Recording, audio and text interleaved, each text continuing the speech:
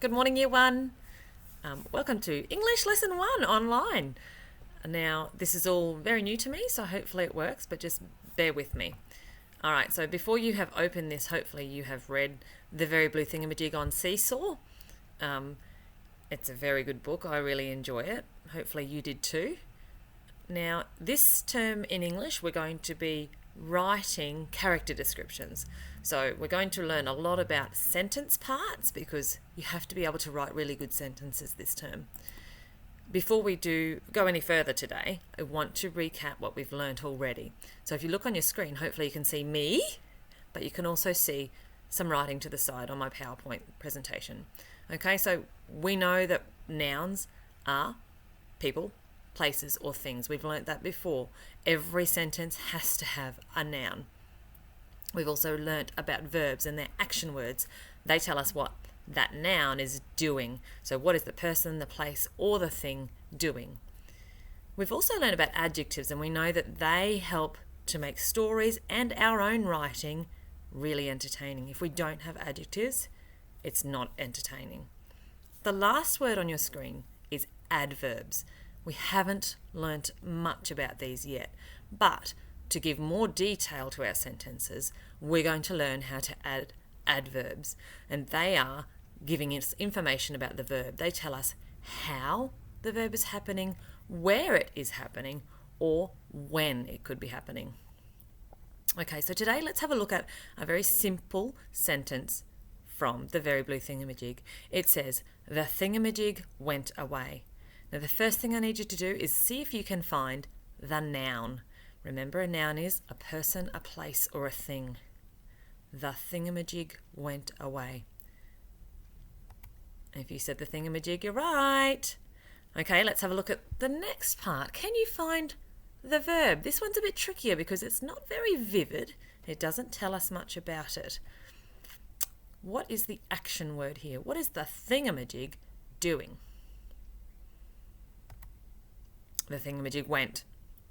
All right, the very last word that we're looking at and we know is away. We haven't said what it is yet. I can tell you it's either going to be an adjective, so it's going to describe the thingamajig, or it's going to be an adverb.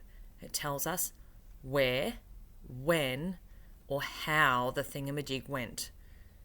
If you said an adverb, you're right. Okay, so let's have a look at this sentence. It's a sentence.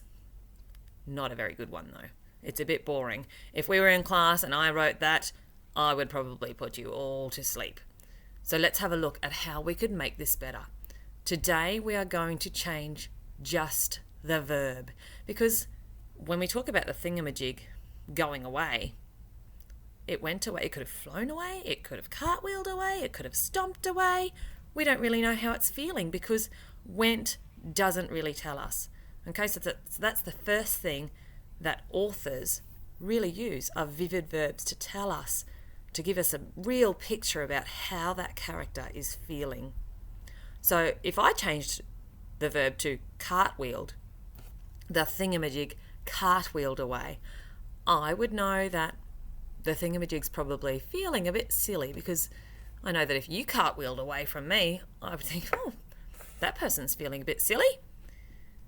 If I changed it to danced, the thingamajig danced away, I probably know that the thingamajig is feeling happy.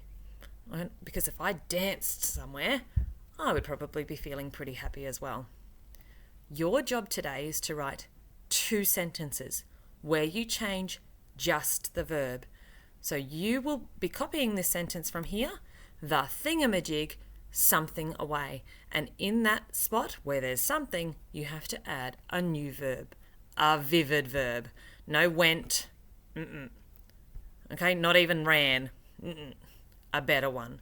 So you might think about the thingamajig. If he felt cranky, how would a thingamajig move?